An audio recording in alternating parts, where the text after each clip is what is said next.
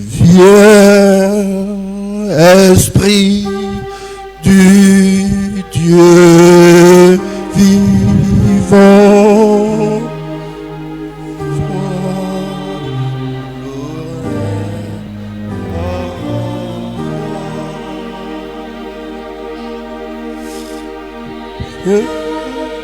Esprit du Dieu vivant,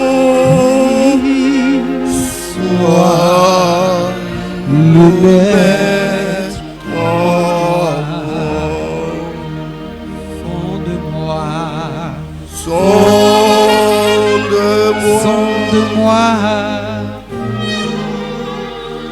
brise-moi, brise-moi, façonne-moi.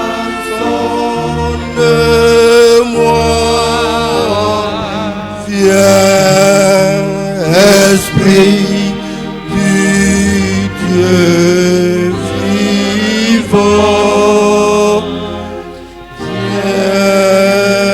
viens en moi.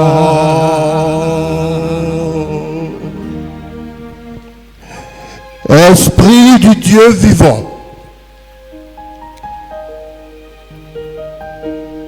nous voyons manifeste ta présence au milieu de nous en ce dimanche 17 décembre. Et nous voici présents à ta sainte convocation. Ô Seigneur, comme ta grandeur est splendide et que nous sommes à tes pieds. Avec toutes nos infirmités et nos incapacités, Seigneur, accepte de nous écouter et de nous accorder, ô Dieu d'amour,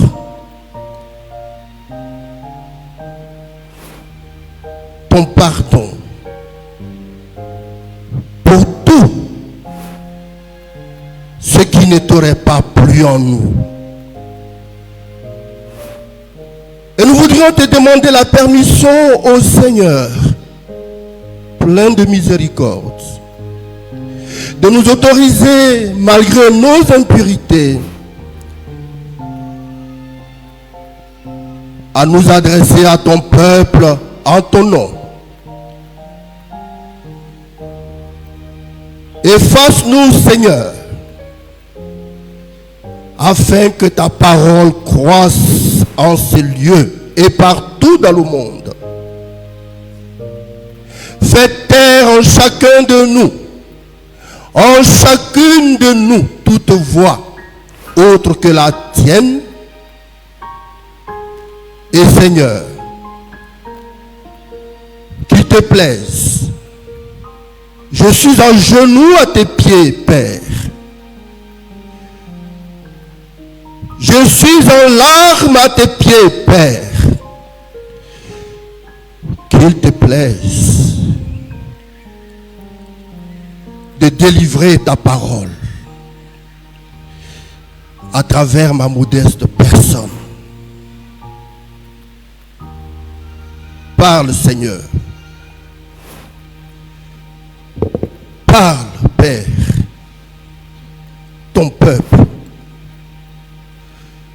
Ton peuple d'Israël à Kouédo, ton peuple Jésus-Christ, écoute. Parle, Seigneur. Amen.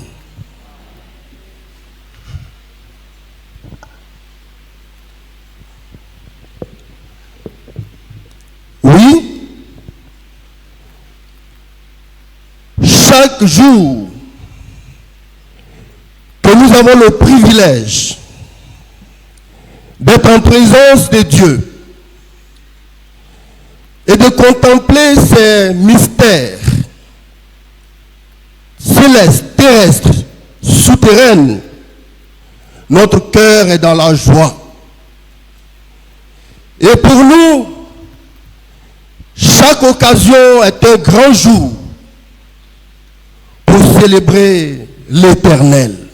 Alors disons ensemble que le grand jour s'est levé ce dimanche 17 décembre. Et exprimons-le. Le grand jour s'est levé.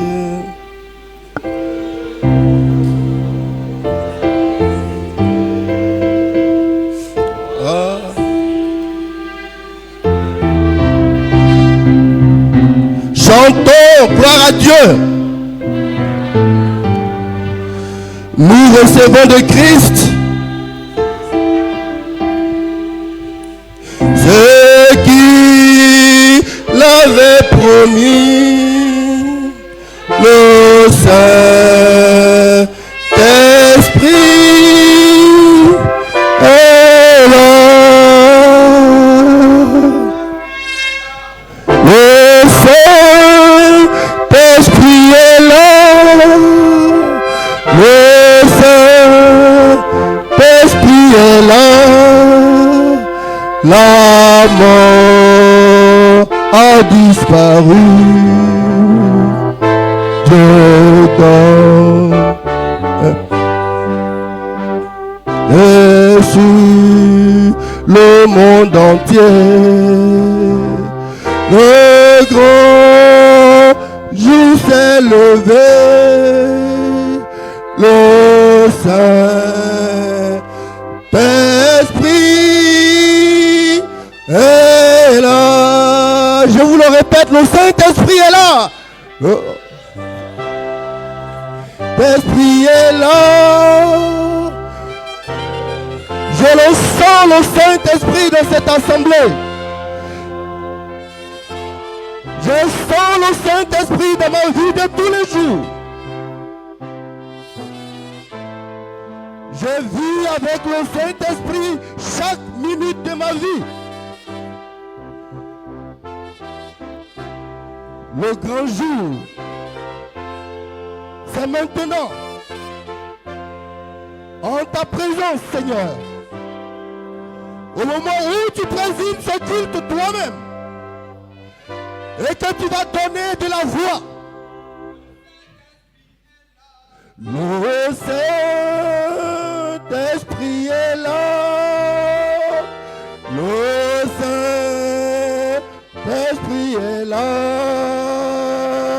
La mort a disparu.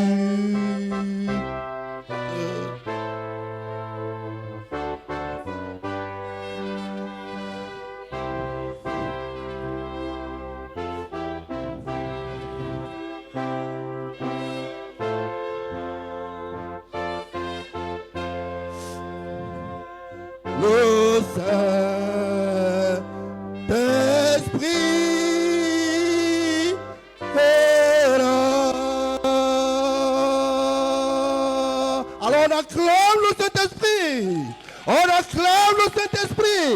Encore. On honore le Saint-Esprit. Puisqu'il est là. On se lève. On acclame le Saint-Esprit. On acclame le Saint-Esprit. Vive le Saint-Esprit. Merci Saint-Esprit d'être là. Merci Jésus de nous donner le Saint-Esprit.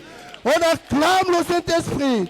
On acclame le Saint-Esprit. On acclame Yahvé. On acclame notre Dieu. Oui, on a raison. C'est le grand jour. C'est le grand jour. Le Saint-Esprit est au milieu de nous. Je suis venu vous l'annoncer. J'ai des bonnes nouvelles pour vous. J'ai des bonnes nouvelles ce matin de la part du Saint-Esprit. Alléluia. Alléluia. Amen. Asseyez-vous dans la présence du Seigneur.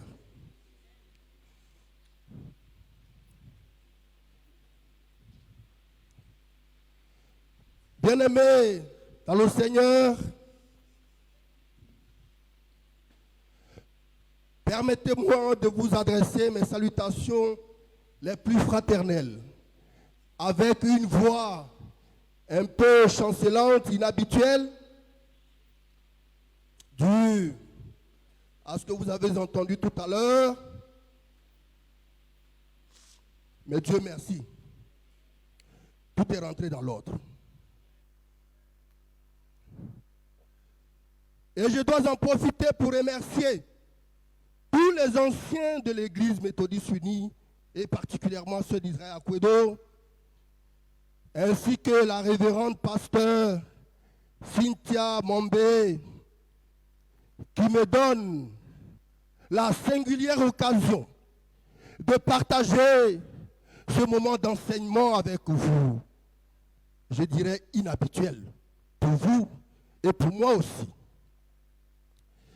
C'est le lieu de rendre grâce au Maître des lieux, le Seigneur Jésus, à travers le Holy Spirit, le Saint-Esprit, manifeste au milieu de nous ce matin. Oui, nous sommes le dimanche 17 décembre 2023, le 11e dimanche avant Noël. Et le lectionnaire de l'Église méthodiste unie Côte d'Ivoire nous propose le thème tel qu'il est annoncé. La convoitise des grands. La convoitise des grands. Droit de vie et de mort. Écoutez bien. La convoitise des grands. 2 points. Droit de vie et de mort.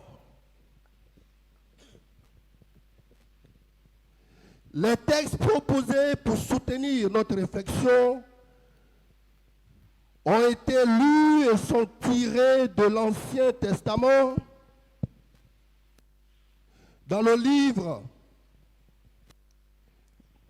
de 2 Samuel 11. Est-ce que vous m'entendez bien? Il n'y a pas trop d'écho?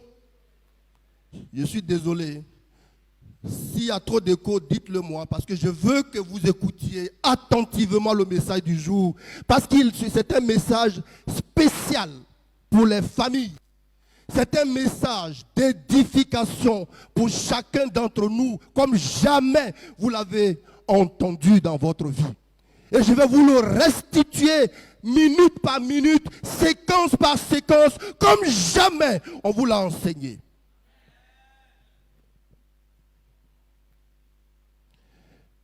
Alors il est tiré du livre de 2 Samuel 11, du verset 2 au verset 27, puis dans le Nouveau Testament, dans le récit de Jacques 1, du verset 13 au verset 15. Enfin, de l'évangile de Jésus-Christ selon Matthieu, dans le Nouveau Testament également, chapitre 5, du verset 27 au verset 30. La lecture et l'étude combinée de ces 3 textes ont permis au Saint-Esprit de m'aiguiller, de me conduire dans l'Ancien Testament, dans le 2e livre de Samuel, au chapitre 11, du verset 2 au verset 27. Mais pour notre édification du jour, pour mon édification personnelle, pour ton édification,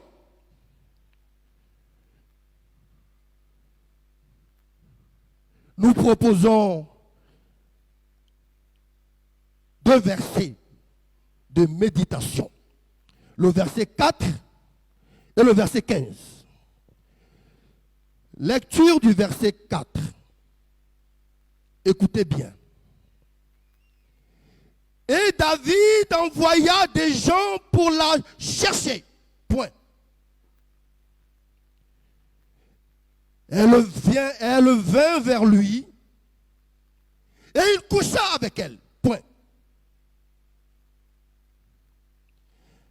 Après s'être purifiée de sa souillure, elle retourna dans sa maison.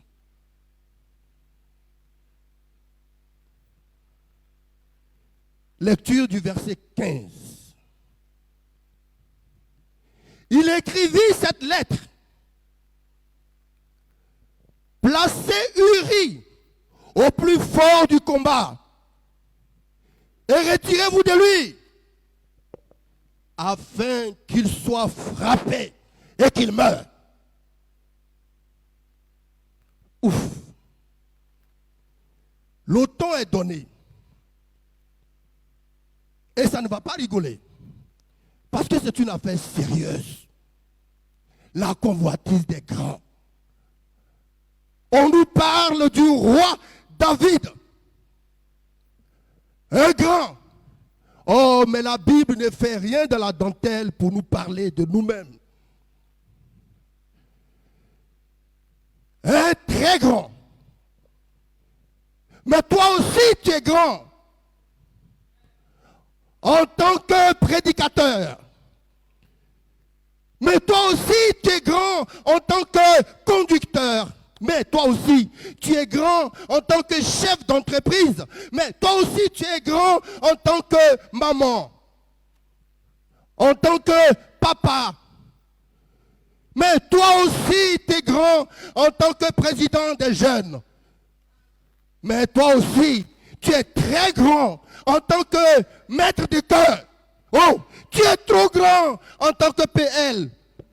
Oh, mais toi aussi, tu es grande en tant que pasteur. Gloire à Dieu. Gloire à Dieu. La convoitise des grands.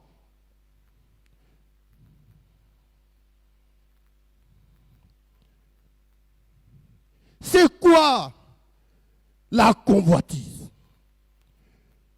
Puisque c'est de ça que nous allons parler pour l'essentiel. Extrême désir ou immodéré de posséder quelque chose. Extrême désir d'avoir quelque chose. La cupidité. Désir de posséder charnellement, de contrôler quelqu'un, quelque chose. Des grands, je viens de l'expliquer. Ce sont des personnes à qui il a été confié des grandes responsabilités, qu'ils soient petits détails, moyens détails ou grands détails comme beaucoup, ça n'a pas d'importance.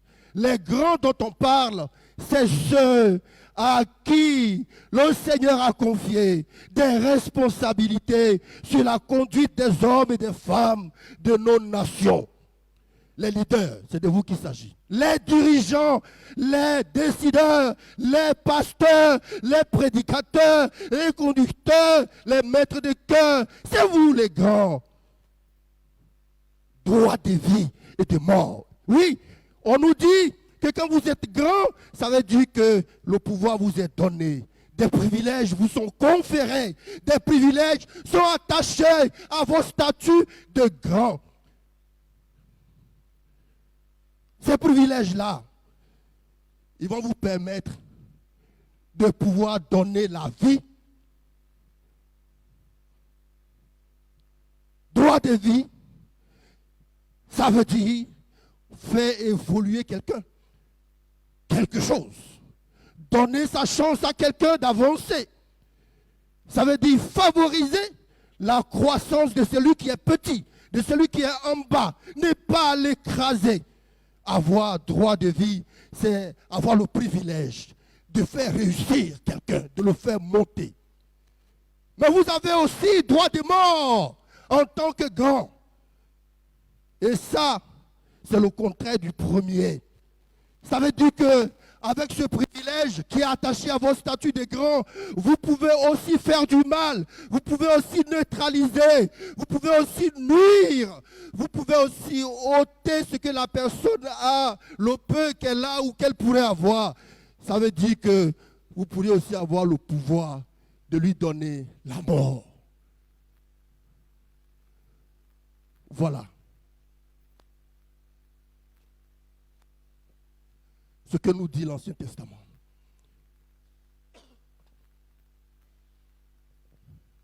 Voilà ce que nous dit la Bible.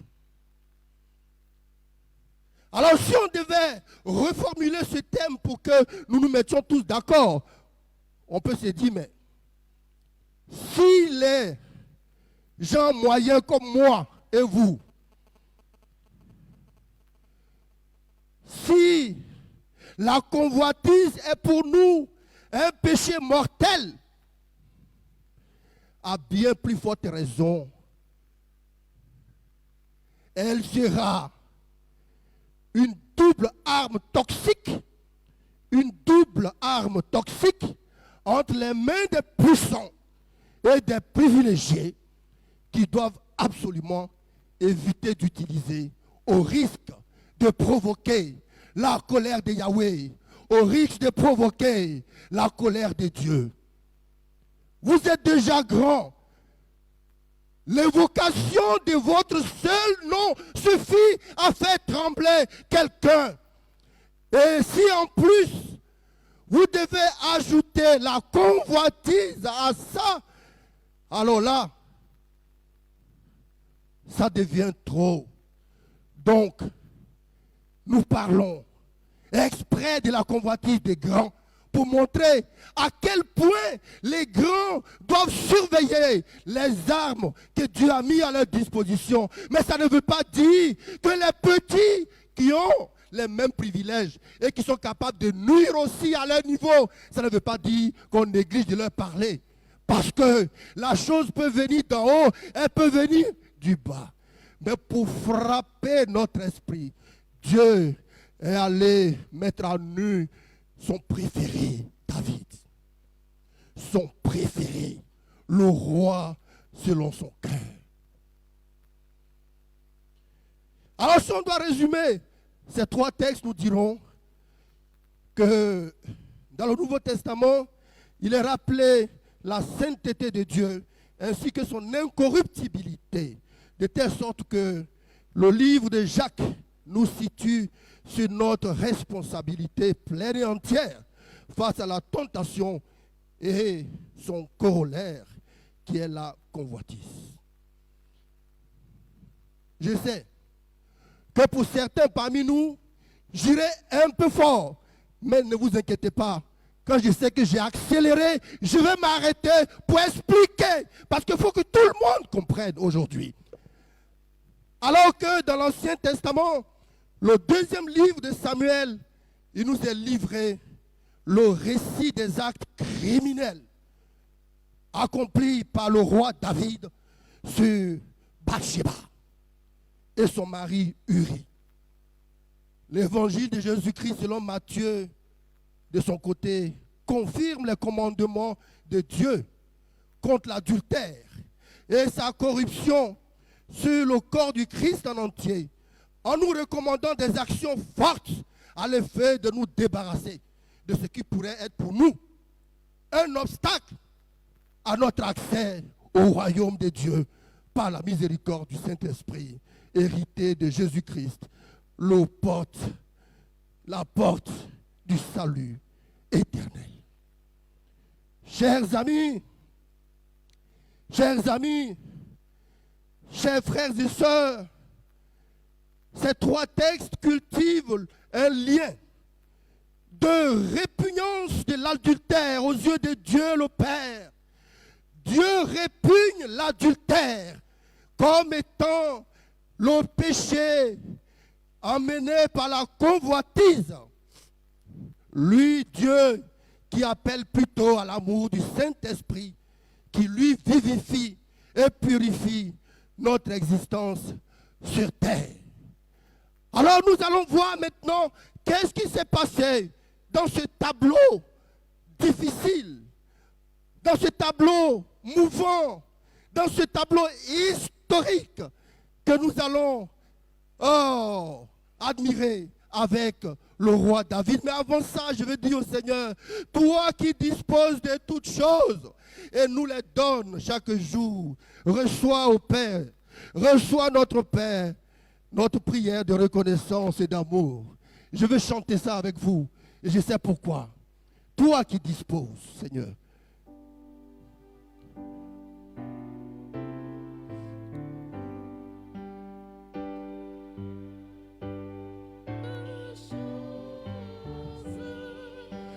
et nous les donnons chaque jour. Élevez un peu la voix, la chorale. Reçois, ô Père,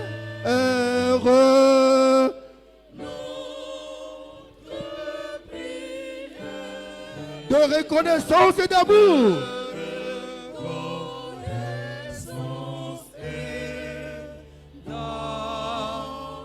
On revient sur le 1. Toi qui disposes de toutes choses.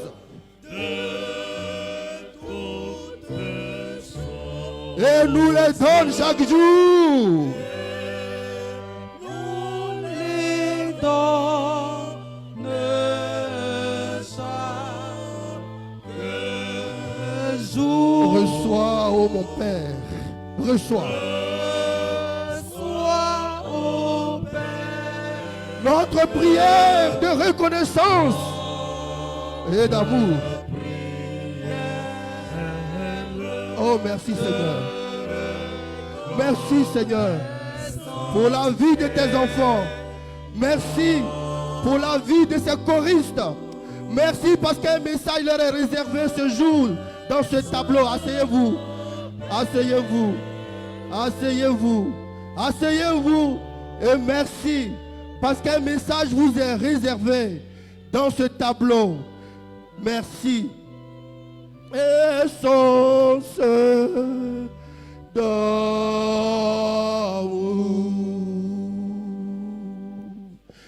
Le tableau qui est présenté ici puise son inspiration dans un contexte de guerre récurrente que connaît le royaume d'Israël. Aujourd'hui, vous et moi, on lit l'actualité, on suit ce qui se passe à Gaza. On suit ce qui se passe à Jérusalem. Et nous voyons comment les potentats d'ici et de là, avec tous leurs alliés occidentaux, méditerranéens, tropicaux, composent, complotent pour diviser notre monde en deux blocs. Israël, capitale, Jérusalem, qui est le centre de notre commentaire, est aujourd'hui dirigé par Benjamin Netanyahou. Et nous pouvons le comparer dans le tableau qui vient au roi David de cette époque. C'était l'époque de la prise du siège de la ville de Rabat, la capitale des Ammonites. C'était la ville contrôlée par les frères Ammon. Et ceux-là, ils étaient opposés au roi et au peuple Israël. Alors, la guerre faisait rage. Comme on le voit aujourd'hui, la communication faisait rage. Rien n'a changé. L'impact psychologique est immense. Les chefs des tribus, les chefs de guerre sont sur le pied de guerre. Ils ne dorment pas. Le président, le premier ministre Netanyahou, ou son adversaire, ne dorment plus. À cette époque, c'était la même chose. Le roi David régnait sur toutes les tribus d'Israël. Et cette saison-là, toute l'armée est envoyée au front pour garder la muraille, en encerclant la ville de Rabat avec pour objectif d'exterminer la tribu Ammon. Mais aujourd'hui, c'est pareil. Tout ce que vous entendez comme feu, c'est pour exterminer quelqu'un, un peuple, quelque chose, qui a quelque chose à voir avec Dieu. Mais nous connaissons la puissance militaire. Hier, comme aujourd'hui, d'Israël, sa puissance spirituelle et la force de son roi, le roi David. Il a été toujours dit, David, le tombeur de Goliath, n'a jamais perdu de guerre. À chaque fois que le peuple d'Israël a été mis à l'épreuve, le roi David, avec l'aide du Saint-Esprit, parce qu'il plaçait Dieu avant tout, il arrivait toujours à encercler l'adversaire et à le mettre par terre. Alors le roi David, il est le chef de l'armée d'Israël en ces temps-là. Et on s'attend à ce qu'il soit au front, qu'il parte se battre, comme d'habitude, il a l'habitude de faire. Comme Napoléon avait l'habitude de le faire, lorsque lui-même prenait l'épée en tête des soldats. Comme beaucoup de chefs de guerre qu'on connaît dans nos contrées ont l'habitude de le faire. David le faisait toujours. Il se battait lui-même. Lui-même. Mais ce jour-là, David refuse d'aller au combat. Voilà le premier déclic. David refuse d'aller au combat. Alors on peut se poser la question. Le roi victorieux va-t-il perdre la guerre contre les frères Ammon? Rien n'est moins sûr, mes frères et mes sœurs. Un seul péché charnel va-t-il au contraire vaincre David, l'invincible? Un simple comportement humain va-t-il le terrasser? Va-t-il prendre défaite face à Satan alors qu'il n'est pas sur un champ d'opération? Lui, il excelle dans les combats difficiles. Et là, on voit qu'il est en train de... où il va lutter bientôt contre Satan, qui n'est rien du tout face à Goliath, qu'il a vaincu. La suite du récit de 2 Samuel 11 est époustouflante, exécrable, terrifiante, inimaginable même, venant du roi choisi par Dieu à la tête du peuple élu, dont il a reçu tous les privilèges. N'oubliez pas, David a reçu de Dieu l'or, l'argent, les biens, les palais, les enflets, la descendance, la santé, les femmes en nombre suffisant, illimité. David a hérité des femmes de tous ses anciens. Et Dieu lui a permis d'être, et je n'ai pas envie d'affirmer, mais d'être un polygame accompli, de vivre une vie avec plusieurs membres de la famille, plusieurs femmes, et d'être heureux, d'avoir de l'argent, d'avoir la santé. Non, madame. Non, monsieur. Le roi David a décidé de ne pas aller surveiller ses troupes cette saison-là et de rester dans son palais. Et comme vous le savez, nous sommes dans le désert en Israël. Et le climat est suffocant. Donc à la tombée de la nuit, un peu comme actuellement on a l'Harmattan, il fait chaud. Il fait chaud. Donc le roi, vous savez, il est habillé chaudement en général, de peau de cuir, bien tanné. Donc, il a chaud. Il monte donc sur la dalle, c'est-à-dire sur le toit, pour prendre de l'air, pour regarder en bas, à gauche, à droite, pour voir aussi si les gardes qui montent sa sécurité sont bien présents à leur poste. Voilà. Donc le roi prend du bon temps pendant que les soldats sont sur le front de guerre, à la muraille, avec le chef Joab. Joab conduit les troupes pendant que le chef de guerre, le chef d'État, le roi, il est en train de prendre de l'air.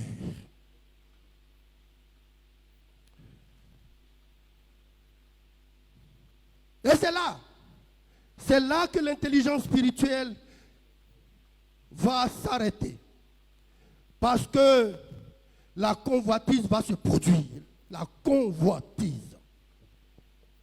Hasard ou planification du roi, peut-être qu'il avait donné rendez-vous, peut-être qu'il voulait faire semblant de... Alors que qu'il avait rendez-vous avec quelqu'un, on ne sait pas.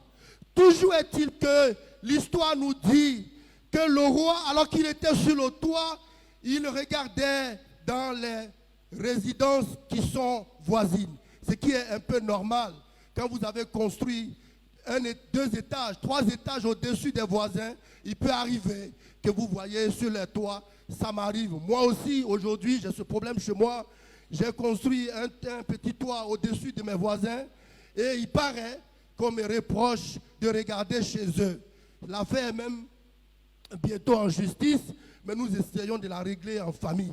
Et c'est ce qui est arrivé au roi David. Alors, qu'est-ce qu'il voit? Une silhouette féminine, aux formes attirantes et appétissantes. La Bible dit que c'était une femme.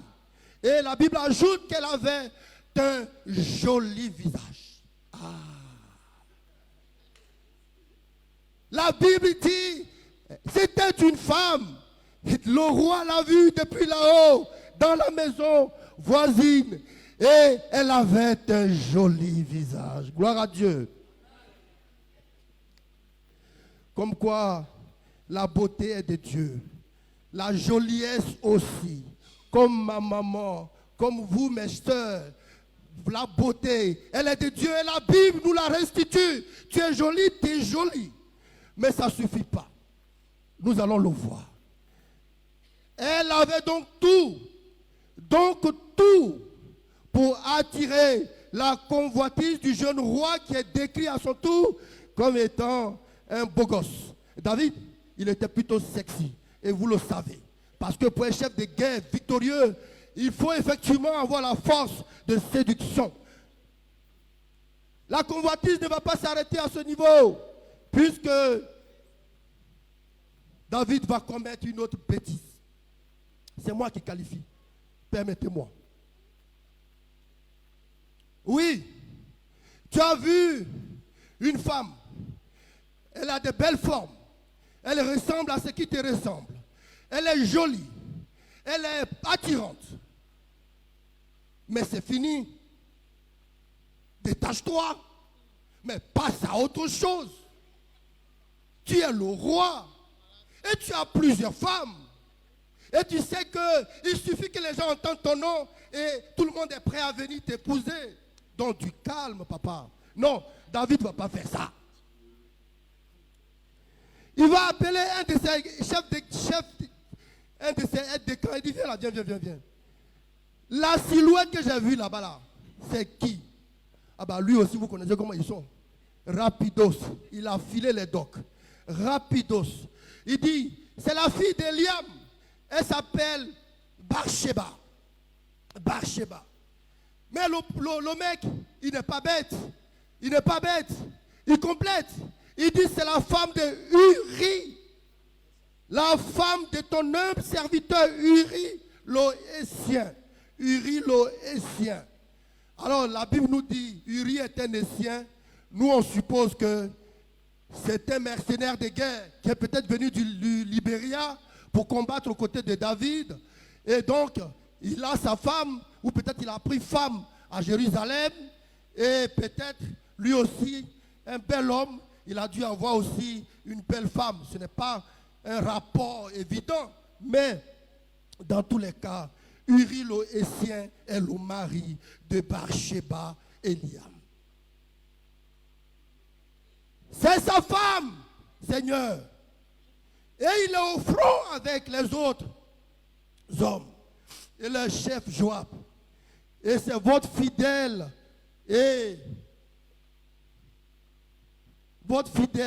et loyal serviteur. Il est dévoué à la patrie. Paf! Le roi David, il est découragé. Il dit, mais qu'est-ce qu'il raconte lui là? Ada. Moi j'ai vu ma chose et il commence à me donner des détails que je ne lui ai pas demandé. Le gars pensait que David allait passer à autre chose. Non. Hey, fais-la venir à moi. Où? Voilà mission difficile. Qui va refuser? Sinon, toi, tu vas passer par l'épée. Il est allé la chercher et voilà Bathsheba. Et voilà Bathsheba. Que me vaut l'appel du roi? La Bible nous raconte, il coucha avec elle. Point. Il coucha avec elle. Eh, ça fait peur quand même. La Bible ne nous dit rien. Elle est venue, il coucha avec elle. Ah! Bon, je n'ai pas dit qu'on devait nous raconter les préliminaires. Hein? Mais au moins, qu'on nous dise l'humanité qu'il y a dans cette rencontre. Mais on ne nous dit pas le côté humain qu'il y a dedans. Il coucha avec elle. Donc nous, on peut se dire, mais est-ce qu'elle était d'accord? Est-ce qu'elle a donné son accord? Donc ça là, c'est un viol. Et oui, c'est un viol. À l'époque, le viol, comme l'adultère, était puni de la peine de mort. Aujourd'hui, le viol est puni d'une peine criminelle de 30 ans d'emprisonnement irrépressible. 30 ans, le viol. Même la tentative de viol est punie de 30 ans d'emprisonnement. Bientôt, David voudra fuir ses responsabilités en niant une grossesse déclarée par elle. Alors, la Bible nous dit que la belle est venue lui dire, mon roi, mon Seigneur, je suis grosse de vous. Alors monsieur panique. Il panique. Mais je voulais juste dire que la Bible ne nous dit pas tout aussi ici. Parce qu'on ne peut pas tomber enceinte dès la première rencontre brutale où on nous dit il coucha avec elle et elle est partie chez elle. Il se pourrait que Bathsheba, elle a dû se cacher plusieurs autres nuits pour passer dans les escaliers, de jouer les pièges des soldats pour aller trouver le roi David là-bas. Hey, moi je vous dis, hein, on m'a raconté une histoire ici au palais. Je ne vais pas vous dire le palais, sinon vous allez savoir. Il y a une femme, on l'a attrapée la nuit, petite jupe, machin, en train de filer parce qu'elle avait rendez-vous avec le vieux. C'est sa seule soigneuse. Quand tout le monde est parti à 2 h du matin, sa femme, bon, allez hop, est dans une autre. C'est elle seule. Et elle sait le passage où elle va passer pour trouver le vieux là-bas. Et une nuit, moi je suis déjà ici à Abidjan et on la battra. On dit, hey, tu vas où? Non, il n'y a pas de non. Il est 2 h du matin, le président dort. Qu'est-ce que tu fais là? Bon, on l'a accusé de tous les noms d'oiseaux. Hein. On a dit que c'est le camp des Philistins qui l'envoie pour faire nengue au vieux et puis piquer des informations. Mais l'histoire nous dira plus tard que c'était le plaisir du vieux. Donc vous voyez, Bathsheba me fait un peu peur. Elle est enceinte. Bon, elle peut tomber enceinte du premier coup, mais là, j'ai l'impression qu'il s'est passé beaucoup de choses que la Bible ne veut pas nous dire. Le roi David, il va dire qu'il va faire quoi face à cette situation? Il dit, mais chérie, ne t'inquiète pas. Mais ton mari de Uri, on va lui donner, on va lui coller la grossesse. Elle dit, où? Est-ce qu'il va vouloir coucher encore avec moi? Parce qu'il va apprendre que j'ai commis l'adultère et sa colère ne va jamais baisser contre moi. Le roi David dit, de quoi tu parles même? C'est moi le roi quand même. Hé, Joab, envoie-moi ton essai de Uri là, qui vient ici. Alors petit, ça va là-bas, ça va à Jérusalem, sur la muraille. Comment va le peuple? Et comment va Joab? Eh bien dis donc, vas-y, tiens, j'ai préparé un petit beefsteak pour toi. Une bonne viande de bœuf. Ils l'ont bien rôti. On dit, bon, voilà, attachez ça pour Uri. Il va aller chez lui à la maison. Ce soir, il va fêter avec sa femme. Petit, il faut aller à la maison, tu vas t'amuser, hein, madame. Il a regardé beefsteak là. Et puis il a pris. Quand il est allé devant le palais, il a appelé les autres gars et dit, tenez, partageons beefsteak là. Ils ont mangé la viande. Et puis il s'est couché là. Le lendemain, on dit, mais Uri n'est pas parti chez lui, Seigneur. Il dit, mais lui, là, il se fout de moi, là. On va voir. On va voir. On va voir. Deuxième tentative. Il dit, mais Uri, ta femme, il y a longtemps que tu ne l'as pas vue. Et elle ne te manque pas un peu? Va dormir avec elle. Va, ne serait-ce que passer du temps avec elle. Et tu reviens. Uri dit, mon roi, pendant que mes amis sont au front en train de mourir à Korogo, pendant que mes amis sont au front en train de mourir à Lakota, moi je ne peux pas laisser Joab et les autres et venir faire du plaisir, de la luxure avec ma femme. Et mon roi, je ne peux pas te laisser pour aller dormir avec ma femme pendant que ta sécurité me demande. David dit, ah d'accord, lui là, il n'est pas con. Hein? Il n'est pas con. On va voir ça. Il me reste un dernier kata. Dernier kata, les gars. Hein? Il dit, bon, tiens, voilà une lettre. Va la donner à Joab. Voilà ton transport. Il faut aller, retourne sur le champ de guerre. Comme c'est ce que tu aimes là. Il faut aller là-bas. Mais, la veille, il avait saoulé. Hein?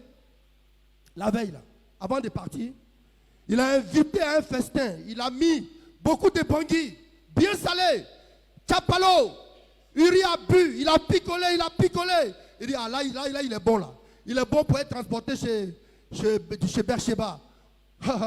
Tu parles. On dit, Uri, le roi dit de t'accompagner chez toi. Il dit, laissez-moi tranquille. Le lendemain matin, allez, va. Prends cette lettre, va donner à ton chef de guerre. Vous savez ce qui était écrit dans la lettre? Son arrêt de mort, lui-même. Eh oui. Le roi dit, placez Uri dans une position telle qu'il ne vivra plus jamais. Et provoquer l'armée ammonite. Pour que quand ils attaquent, Uri meurt. Oh là là là là là là. Joab reçoit la lettre. Il n'a pas le choix.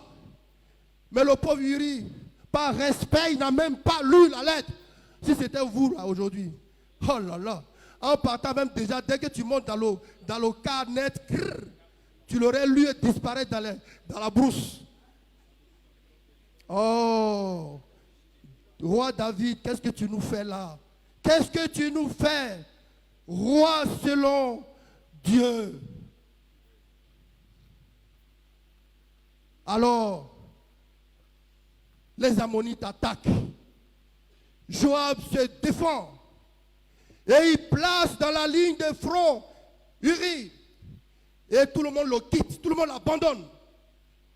Et ça frappe, ça chicote. Et Uri tombe. Il meurt. Mesdames, voici un pauvre soldat. Par amour pour son peuple, par amour pour Israël, par amour pour notre destinée, par amour de la paix, qui va mourir. Mais il ne saura jamais de quoi il est mort. Oh, peut-être que le prophète Nathan nous dira la semaine prochaine comment il a reçu de Dieu la vision. Mais pour le moment, Uri est mort. Et Joab a peur. Il dit, mais c'est moi, j'ai fait une faute. Je me suis trompé, j'ai envoyé les hommes dans les champs, ils nous ont attaqués, ils nous ont bombardés. Mais si David apprend, ça va me tuer. Donc, garde, va dire à David, raconte-lui l'histoire. Dis-lui que c'est nous, on n'a pas une bonne stratégie, nanana. Mais je sais qu'il va gueuler, hein, je le connais. Il va hurler sur toi. Mais quand il va commencer à chauffer, dis-lui simplement, Uri, ton serviteur est mort aussi. Ça va le calmer. En gros, c'est ce que ça veut dire. Ça, c'est ce qui s'est passé. Le messager dit à David, oh, ça s'est mal passé. On a perdu des hommes. Et David se met en colère. Il commence à rougir. Et puis le soldat dit, Uri, le Hétien, ton serviteur est mort aussi. Ouahoué, comme disent les Baoulés. dit à Joab de ne point pleurer, de ne point se lamenter, parce que c'est ça la guerre. Oui. Oh, certains passent par l'épée, d'autres tombent. Il y en a qui se relèvent. Mais là, oh, on n'a pas eu la chance. Le pauvre Uri. Voilà les funérailles de Uri.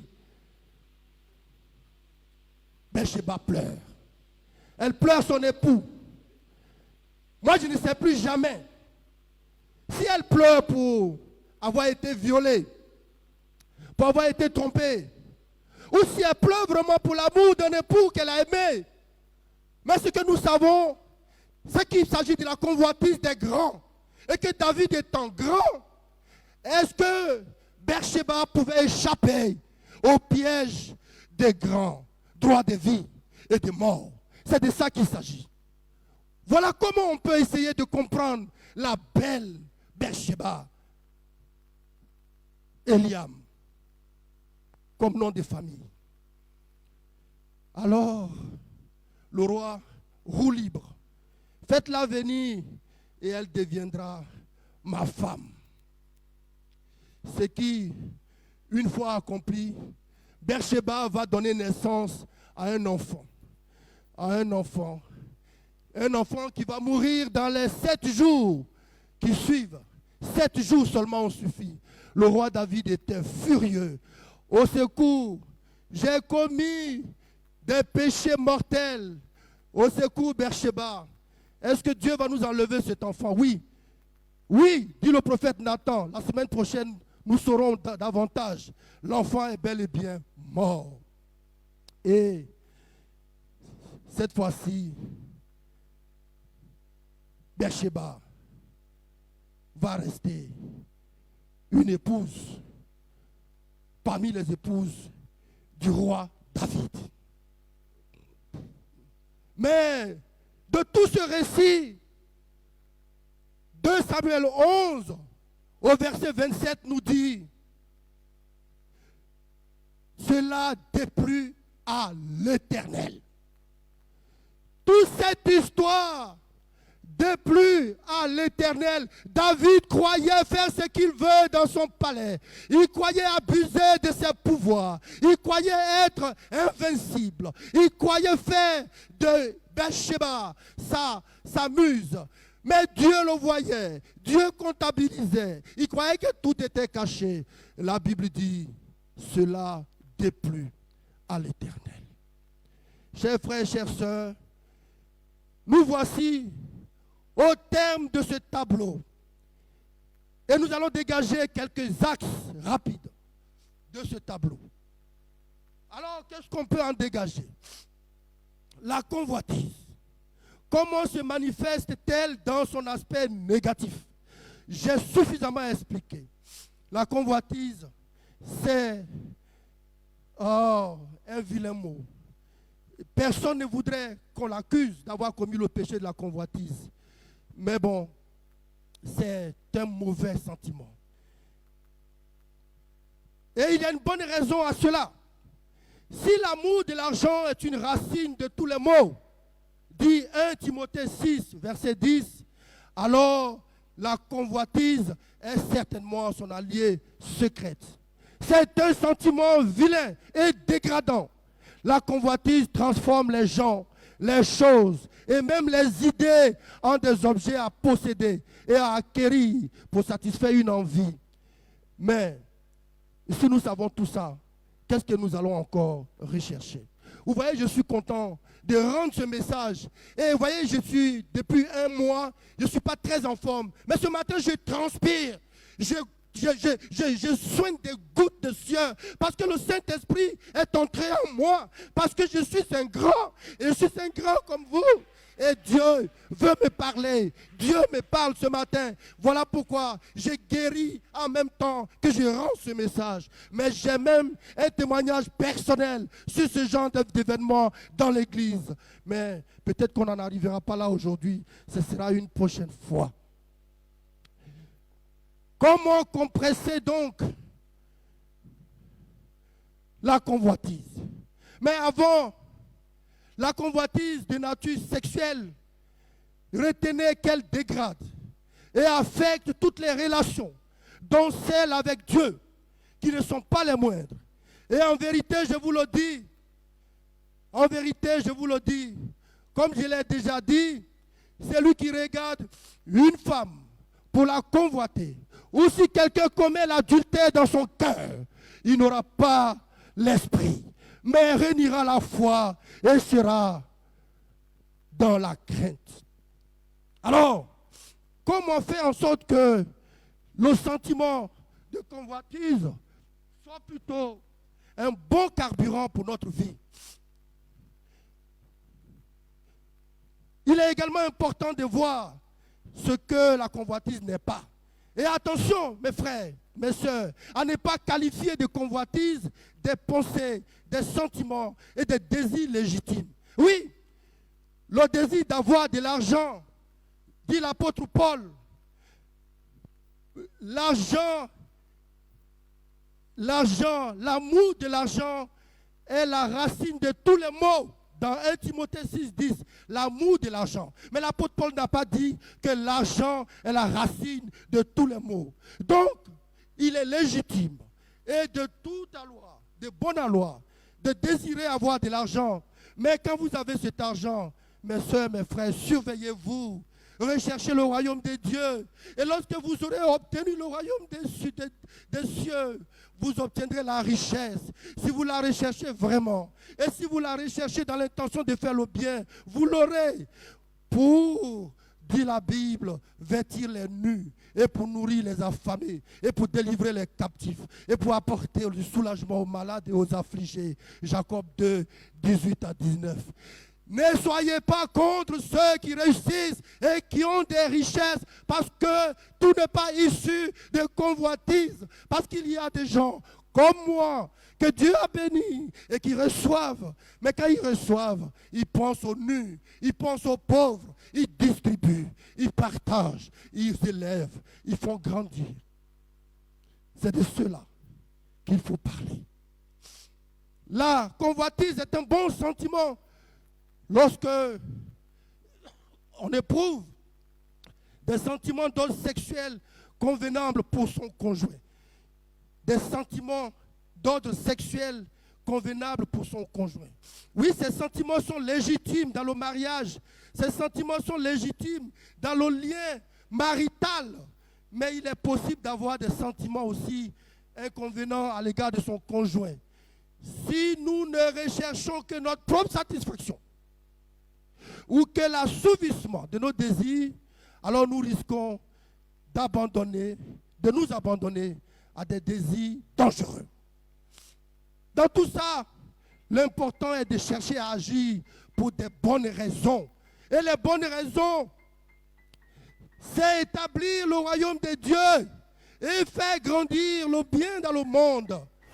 Oui, au contraire, la convoitise nous pousse à sortir des limites convenables, à laisser nos désirs dévaloriser Dieu, à traiter les gens comme des objets et à transformer les choses, les richesses et même le pouvoir en des monstruosités qui altèrent notre sensibilité. Ici, nous devons apprendre à contrôler nos émotions. Nous devons contrôler les émotions qui viennent de notre cœur, parce que les émotions qui viennent de notre cœur corrompent notre comportement, et notre comportement nous pousse dans la convoitise, et la convoitise nous dépose dans les mains de l'adultère, et l'adultère nous conduit tout droit à la mort. Car un homme est tel que les pensées de son âme. Proverbe 23, 7. Un homme est tel que sont les pensées de son âme. Alors, pour ne pas également être sujet à la convoitise, ne soyez pas oisifs. Ne soyez pas oisifs. Trouvez-vous des occupations saines. Apprenez à faire des lectures, même si ce n'est pas forcément des lectures bibliques.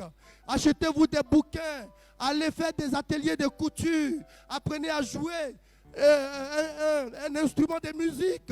Mettez-vous dans un club de théâtre. Allez dans une association caritative. Voyagez. allez partout et faites-vous plaisir. Détachez-vous des pensées lascives. Les pensées lascives qui sont des pensées portées sur les plaisirs amoureux, sensuels ou sexuels. Détachez-vous de ça. Détachons-nous de ça. Parce que les Saintes Écritures préviennent. Si elles sont impures, nos pensées nous condamneront aussi. Alors, mes frères, mes soeurs, comment donc résister à la tentation de la convoitise? Comment je résiste à la tentation de la convoitise? Oui, je dois d'abord reconnaître les dangers de la convoitise. C'est ce que nous venons de faire. Et ses conséquences, c'est ce que nous venons de donner.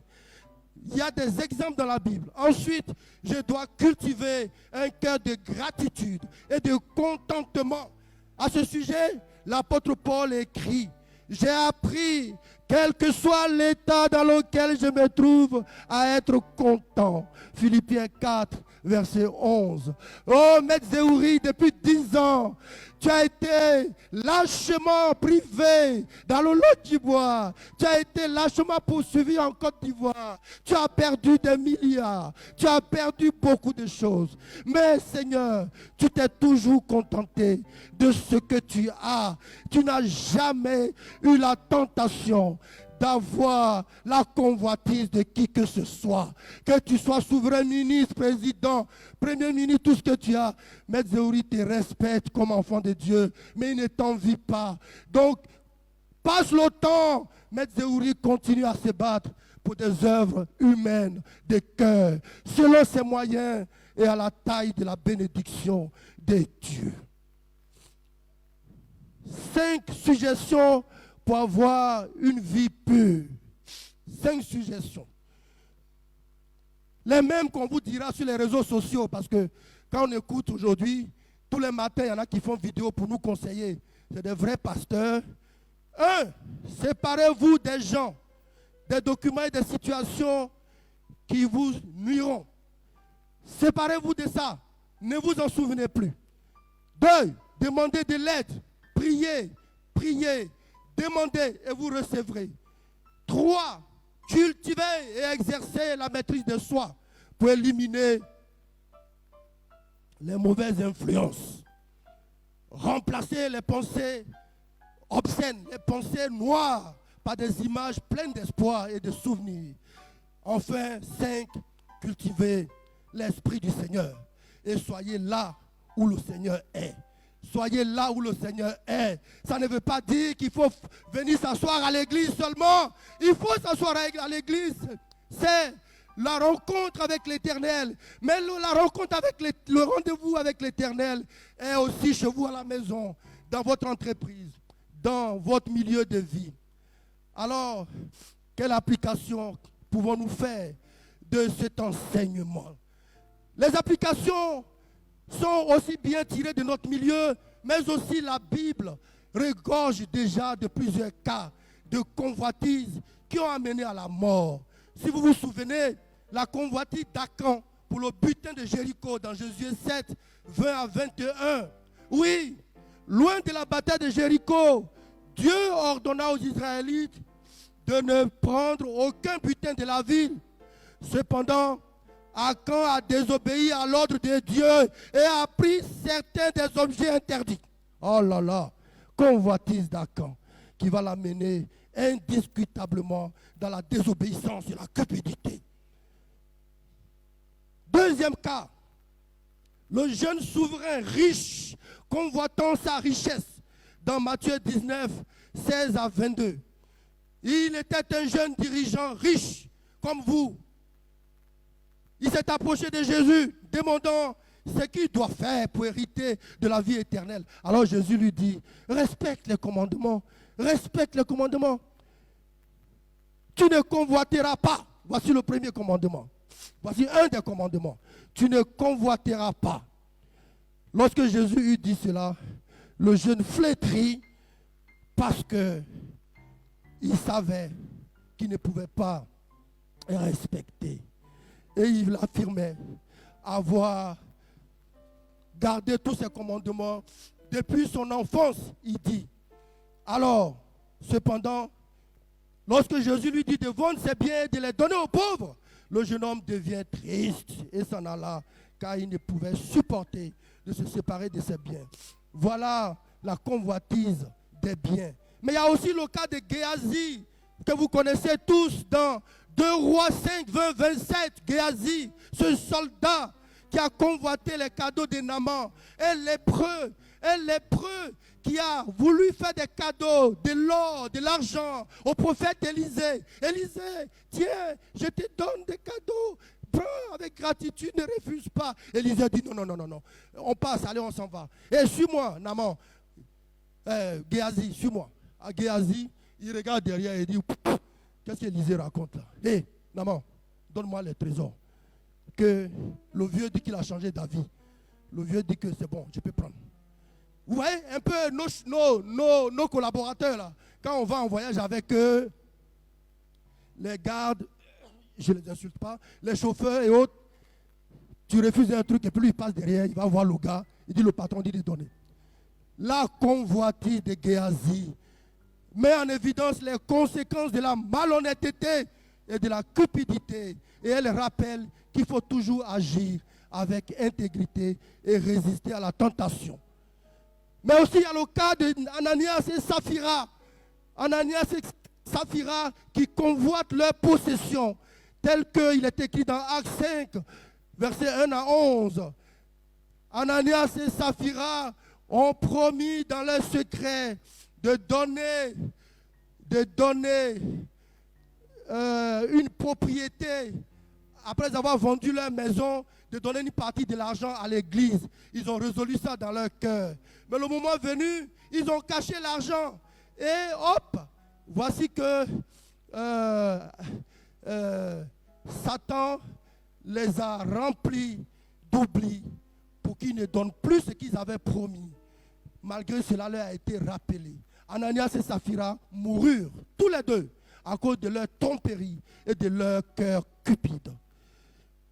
Voilà les quelques cas dans la Bible que je pouvais vous citer de convoitise qui mènent à l'adultère et qui conduit à la mort certaine. Mais dans l'église, nous avons le même problème, mes soeurs, mes frères. J'ai dit prédicateur, j'ai dit conducteur, pasteur, dirigeant de chorale, maître de chœur. La Bible nous interpelle ce matin sur l'usage de notre responsabilité face à son peuple que Dieu nous a donné. Je suis méthodiste depuis que je suis enfant. Ma mère, elle est méthodiste. Mais il fut un temps où ma mère a refusé d'aller à l'église. Pourquoi? Parce que l'église locale où il y avait prédicateur, mon oncle, maître de chœur, mon cousin, deuxième prédicateur, mon grand frère, etc., etc. Dans la chorale, mes tantes, mes soeurs, mes cousines. Entre eux, c'est une bergerie. Quand tu regardes cet enfant, maman dit, ah, tu as grandi maintenant, regarde-la bien. Elle ressemble à qui? Tu dis, ah maman, qu'est-ce que tu veux me dire? En réalité, c'est l'enfant de tel maître de chœur. Ce n'est pas l'enfant de tel prédicateur. Non. En réalité, c'est l'enfant de tel pasteur. Ce n'est pas l'enfant du prédicateur. En réalité, mon ami, la fille que tu es assise derrière, tu ne vois pas comment elle ressemble à son papa, qui est le président de l'église, le père de l'église. Oh là là, on est dans un petit village, tout le monde se connaît. Ma famille est polluée par le péché. Ils se sont distribués des virus, des microbes. Ils se sont partagés des enfants. Et moi aujourd'hui, je les connais tous. J'en ai honte, pasteur. J'en ai de l'affliction, de l'avilissement. Et vous savez ce qui est arrivé à ma famille? On est tous morts comme des moutons. Aucun de mes parents n'a dépassé 60 ans. Seigneur, ta grâce. Aucun. Ils sont tous morts. Je dis bien morts. On les a enterrés en moins de 3-4 ans. Et j'étais en tant que petit jeune, 17-18 ans, c'était moi qui courais à gauche, à droite. Voilà ce que donne le péché. Alors, lorsque nous envoyons nos femmes dans les chorales, David, du haut de ton toit, et que tu regardes la chorale, la plus jolie, et que tu t'en vas l'identifier, oh David, roi David, pour en faire ta femme, cherche à savoir d'abord, est-ce qu'elle est mariée ou non? Alors si on te répond qu'elle n'est pas mariée, approche-toi du pasteur. Le pasteur va te confirmer. Est-ce qu'elle vit avec quelqu'un? Le pasteur va te dire non. À ce moment-là seulement, rien ne t'empêche. Mais pas de la chorale. Pas de la chorale. Alors, ce qui se passe dans notre église méthodiste unie, qui a fait des chorales, la chasse gardée de notre évangélisation et édification. Il n'y a que ça. Les adultères à outrance, les maîtres de cœur qui couchent avec les femmes des uns, les femmes des unes qui couchent avec les hommes des autres. Il n'y a que ça de mon village à Paris. Et l'église fait peur. L'église fait peur, mes amis. Le péché de David est sur chacun d'entre nous. Et ma mère, vous l'avez déjà vu, si vous la reverrez prochainement, elle nous a toujours mis en garde contre ces choses. Et moi, votre frère qui vous parle, j'en ai été victime directe. Oui, mon épouse, une étrangère vivant avec moi à Paris, on s'est mis d'accord pour que je vienne travailler à Abidjan. Elle est ici avec moi, elle va là-bas. Vous la connaissez dans cette église, elle venait ici.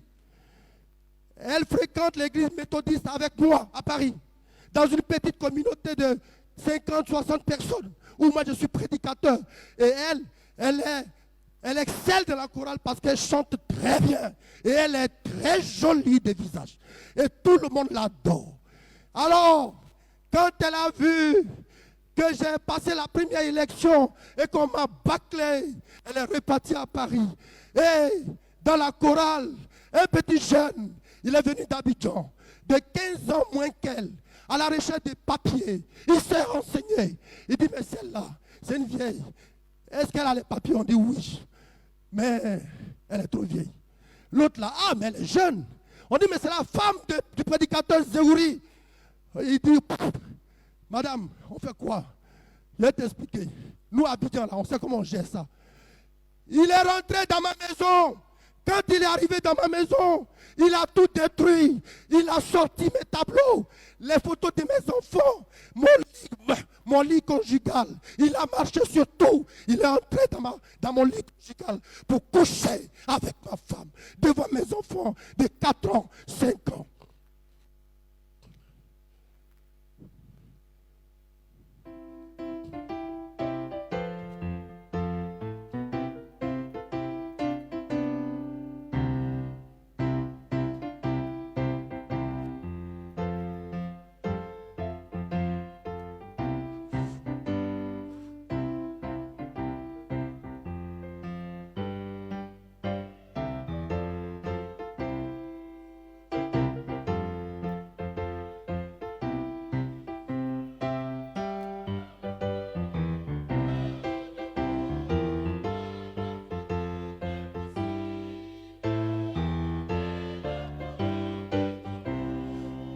Merci. Alors j'ai dit, madame, depuis 17 ans que je t'ai connu, je t'ai mis en garde contre les mauvaises pratiques de mon église à moi. C'est moi qui t'ai envoyé dans l'église. Alors, prends garde à certaines choses. Elle le sait, même